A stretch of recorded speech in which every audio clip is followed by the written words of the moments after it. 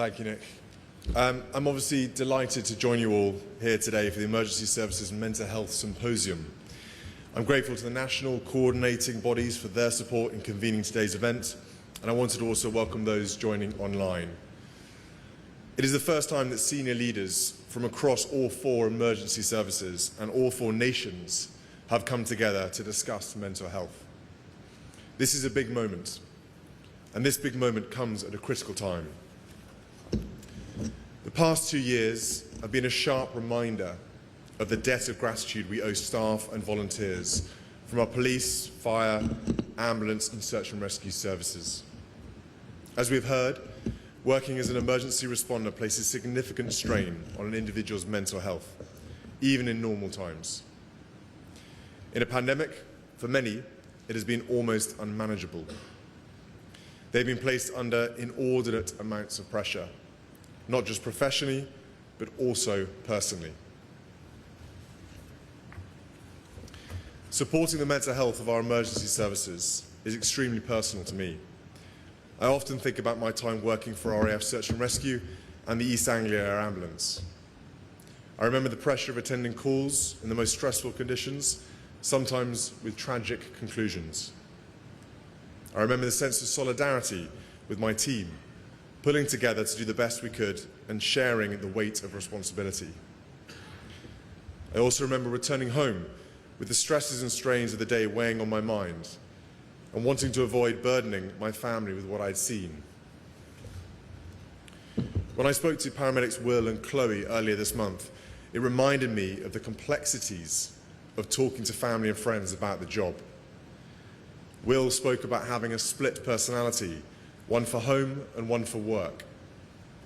I hear this all too often, and as Will described, bottling up the acute stress of the day-to-day ultimately has its own costs on a person's mental health. That's why I'm passionate about the need for emergency responders to be given mandatory decompression breaks. As Chloe's experience demonstrated, we can't always rely on an individual recognizing this need on their own. And we cannot expect our emergency responders to be able to continually shoulder the strain of their roles without any consequences. Whilst acknowledging the challenges, it's important to recognise the positive progress that has been made in recent years. Society as a whole is more open to talking about mental health. And it has been reassuring to hear directly from emergency responders that workplace mental health is increasingly being prioritised. But there is a lot more work to do if we are to create a positive, mentally healthy culture and a consistently high standard of support across the entire emergency service community. I'm therefore delighted to announce that senior leaders representing the national bodies have today signed the Mental Health at Work commitment on behalf of emergency services right across the UK. This is an unprecedented agreement, and it sends a powerful message to all emergency responders that mental health is and will remain a firm priority for the UK's emergency services. It means that for the first time, a uniform set of standards for supporting the mental health of emergency responders will be adopted and integrated into their workplaces. New resources and tools will be rolled out across the services, and the independent oversight bodies will be able to assess organisations' work in this area against consistent criteria, which will help change culture and hold leadership to account. This is a crucial step in ensuring that the staff and volunteers who work so tirelessly for our nation can be properly protected. I am grateful that the leadership of our emergency services across our 4 nations have taken this courageous step and done so together. You've set a tremendous example. Accompanying the commitment, I'm also pleased to announce the launch of Blue Light Together. This is a package of support specifically designed for emergency service personnel, serving and retired, and their families. Blue Light Together has been developed by the Royal Foundation with our partners and includes specialised information and advice to help emergency responders with their mental health.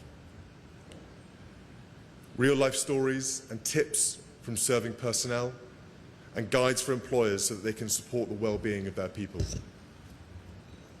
As part of Blue Light Together, we are developing a directory of therapists who have extensive experience of treating the complex mental health needs of emergency responders. The network will be the first of its kind and will be available to the entire emergency responder community. The therapists will be given ongoing bespoke training and support to enable them to provide emergency responders with the best possible care. I'm grateful to the various partners who have supported the creation of this Blue Light Together.